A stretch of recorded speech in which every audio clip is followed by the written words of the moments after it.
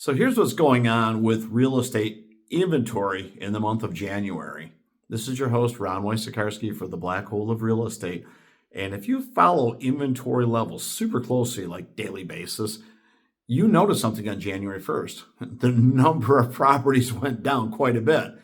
It's because most agents, for their own reasons, set expiration dates of December 31st on their listings. And it's a little bit crazy because it creates this frenzy on January 1st where all these properties go off the market. And with that, the cold calling agents out there, and I was one of those guys for many, many years. And maybe, and this year I didn't do that, but it's a feeding frenzy because you've got hundreds of properties going off the market.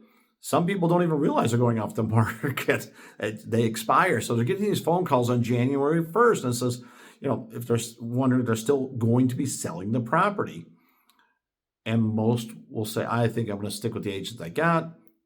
The objection handler might be, if you're on the own scripting, it's like, so you want to hire the same agent that couldn't get it sold last year. It happens. What we do know is all those ones that expired, the vast majority are coming back on the market. And it might be a week or so delay if they're interviewing agents, getting new photos, new marketing packages, new descriptions, new everything, shining up for the new year. So what you will see is a drop in inventory on the first. And the second, it barely goes up. But 7 to 10 days in, the inventory starts to creep up. And in a lot of cases, it actually boomerangs right past where it was before the end of the year. Because keep in mind, there are so many people that chose not to go on the market in the month of December. They wanted to wait until after the first of the year when all the holidays were behind them, and it might be a little bit more convenient for them. I would let you know that a lot of people went on the market in December for the exact opposite reason I just mentioned. We're very, very fortunate. Very little competition.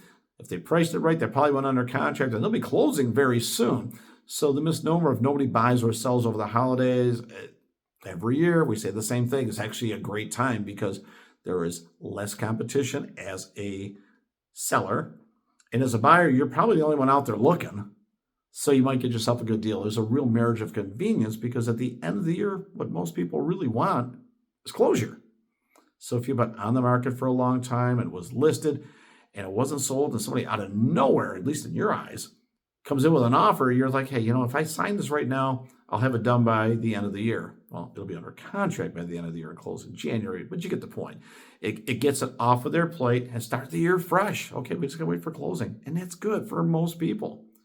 Interestingly enough, those very same sellers probably are accepting deals at the end of December that they would not have done in November, and they may not do in January either because there's renewed optimism. I'm back in the market, new strategy, new marketing, new year, interest rates coming down. Hey, maybe I can get that price that that has been impossible so far. The avalanche of new listings coming on will feel real by mid to late January. And now, if you're a seller, you're looking like everybody else because everything's hitting. Maybe properties in your neighborhood, your condo building, your city. There's going to be something that's similar to yours. And then it's going to be a beauty contest. It's either going to be that you got the best priced home for the money or you have the most amazing home that people would want to pay a little bit of money for. So the beauty contest is real.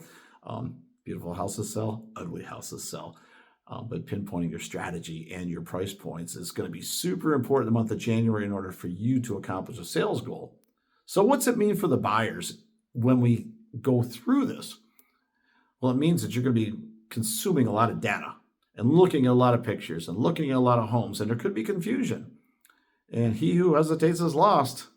It could be the home that everybody's looking for that goes on the market. And you're thinking you're going to get a deal and come in too low. And somebody may just come in pretty close to the asking price or even at the asking price and just grab it. And sometimes there's no second chances to make that next offer. So if you hesitated to make an offer or you came in too low that the seller just looks at, I'm just going to focus on the one that's pretty close to my asking price. It's a lot less work to get somebody to move a little than to get somebody to move a lot when it comes to price and terms. And I believe as a buyer right now, if you're feeling confident or even overconfident, then I would examine that and ask yourself, do you have to buy today? And if it's critically important, would you want to come in too low on the chance that somebody else grabs it? Maybe, maybe not. But I also know that if it takes you 2, 3, 4 months to find a property that you like enough to make an offer on it, and this one disappears, are you willing to wait 2 or 3 more months for another perfect house to come along? And this is where buyers can get themselves painted into a corner a little bit. They over negotiate things at times, and so do sellers. And all of a sudden, a deal that should be happening isn't. And if both parties either separate or somebody else jumps in, especially when you're trying to buy a property, you finally find what you're looking for. The pain of losing one that you really like is such that a lot of people, if they don't get it, get tired of waiting for the next to come along, and they just punt, and they just don't do anything, and they just wait and wait and wait, or just take themselves out of the market. And with the changes that we're going to be seeing in 2026 and lower rates and a more vibrant market than the last couple of years, I think it's a really good time to be in the market. Investors are doing the same thing right now, and not everybody's flipping. I don't say the flipping game is dead or the wholesale game is dead. It's always there.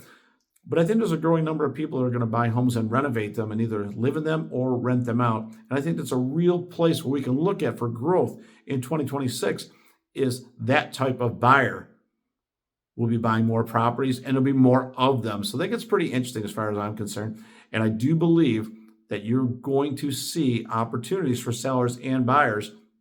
But right now it's all predicated on inventory.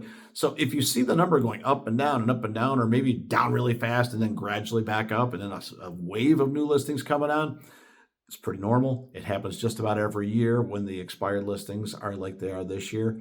But there's some momentum kicking in the market right now. So I think that you see a pretty big spike in listings by the end of January, certainly going into February. And then we get the tax time. I think that you'll see some tax refunds. Spoiler alert, we'll be talking about tax refunds in the next little bit.